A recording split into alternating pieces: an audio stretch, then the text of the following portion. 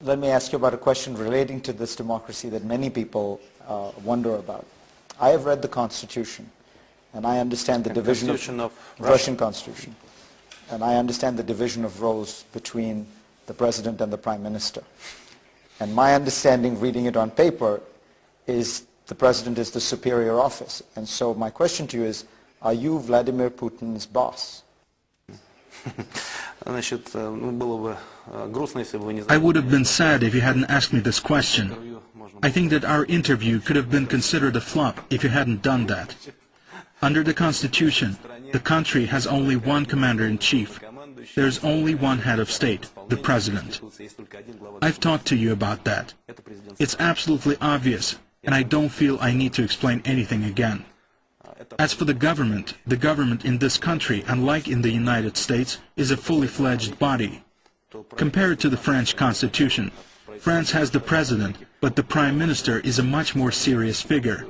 It doesn't surprise anybody, therefore it speaks for itself. But the French President is a very powerful President, and the Prime Minister is not as powerful. And what difference do you see between a special, somehow natural or legal status of the Russian President and the French President? No.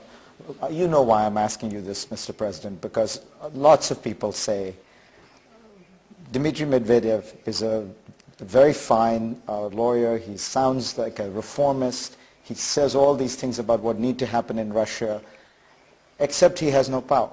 All the power is held by Prime Minister Putin. So he is the ceremonial facade. It doesn't really matter what he thinks. What do you say to them? It's the kind of conversation in which one person would never hear the other one. In all probability, those who think this way should say, the incumbent president would prove his might only if he sacks the government. I am not planning to do that because I find it comfortable to work with the government and with Putin. And that's all. If I need to shake up the government, what some of my colleagues used to do in the 1990s when governments changed every 6 months, in order to prove my powers as a sign of democracy and full authority, then it's not my choice. For all the rest, you know, it makes no sense talking about that.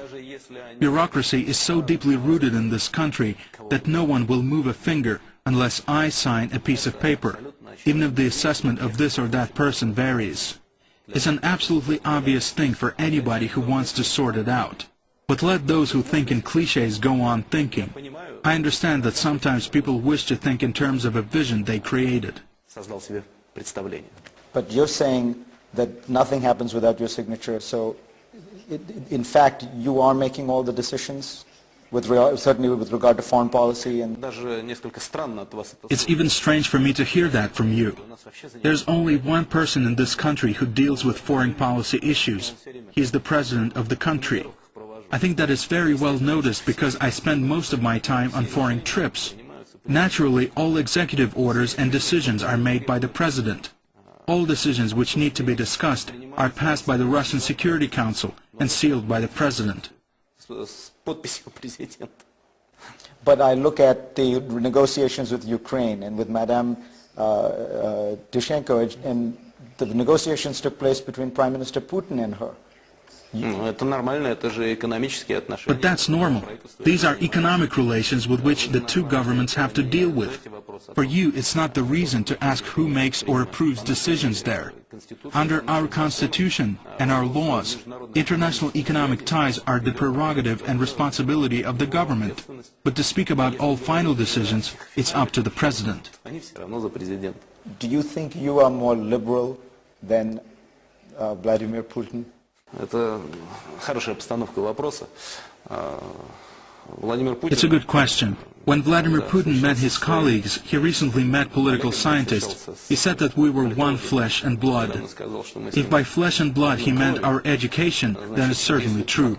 I would like you to know, although I'm sure you know, but I would also like our readers to know that Putin has a legal education. He was not born in the intelligence service or in the KGB. In fact, it's one of the best universities in this country. In this sense, our convictions are very similar. But if we speak about nuances and preferences, then we may have differences for sure. I have my own ideas and convictions, while he sticks to his own. He was realizing his ideas for 8 years, and was quite successful, I believe. There are no similar people, just as there are no similar leaders. But when you make all these criticisms of where Russia is today, it feels like a criticism of the last 8 years, because many of these trends have grown bad in the last 8 years. This is not true. The problems we're talking about haven't emerged over the past 10 years. If we take the economy's dependence on raw materials, this is not our invention. It's neither mine nor Putin's.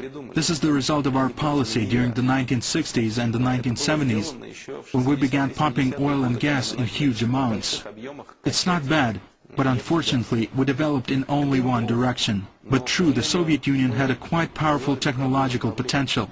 It was based to a larger extent on military technologies. But I would like to emphasize that it was quite effective for that time. There was a collapse in the 1990s, and we haven't filled that gap over the past 10 years. In this sense, problems piled up, and we now have to clear up the mess, as we usually say. It means that we face these problems on a daily basis. Therefore, it's not the problem of the economic degradation of the past 10 years. I've talked about that, and I would like to mention it once again. The chief indicator for the country is living standards. Revenues from raw materials can be spent so irrationally that even living standards are not going to improve. There are many such examples. Therefore, everybody made mistakes for certain. No one is insured against them, and mistakes were certainly made over the last 10 years. I'm sure that we could have been better prepared for the crisis had we managed to strengthen our financial system better and modernize several enterprises. But we were carried away by other things. Today I have to talk a lot about the unwillingness of our businesses to invest in new technologies. This is a psychological problem, but it's very important because one cannot be only after money all the time. You know that during one of our last meetings, George W. Bush told me that it's Wall Street that is to blame for everything. He may be right, but on the other hand, Wall Street doesn't exist in an empty space. It's part of the economy, part of the state system. Therefore, here we should simply make reasonable decisions and move forward. You think you're doing a good job as president? I don't think that I can judge in full measure to what extent I succeed or don't succeed in doing something, although there are objective criteria of my work. They also exist. I think that power should have an authority in Russia. It should have it in any other country as well. Of course, people in some countries don't know the name of their prime minister. This is just a political culture, and everybody there is doing fine. It's vitally important for some countries to make it clear who runs the state and who makes up the country's political leadership. Perhaps it's part of our history, or there are other reasons. But this is a very important thing for this country. Therefore, it's definitely not me who should give such assessments. But if you are doing a good job, it would make perfect sense for you to run again in 2012, correct? Why not, if all the conditions are there for it? So do I take that to be an announcement that you will be a candidate for the president in 2012? I think that the most important thing is to live up to all the promises I made for this presidential term. He who doesn't finish the job planned for the current term, but keeps saying that he will stay for another term and will take part in more election campaigns, I would call this person irresponsible. Has President Obama said that he would run for the second term? I haven't heard that yet. You know that people ask about the future because they wonder whether you and Prime Minister Putin have made a deal where he will run for the presidency, you will become Prime Minister. What is the actual state of conversation about that? I think that you're absolutely right in thinking this way. Responsible politicians who represent one political system, and the Prime Minister and I definitely represent one political force, should look at the real situation before making such decisions, be it 2012 or 2016. The talk is not about offering yourself to the people. It's different. Each political force should be responsible. When, say, a party decides to nominate someone to the post of president, it proceeds from a person's characteristics. How well will he go, or if he is capable of winning? That was what Vladimir Putin meant while answering this question.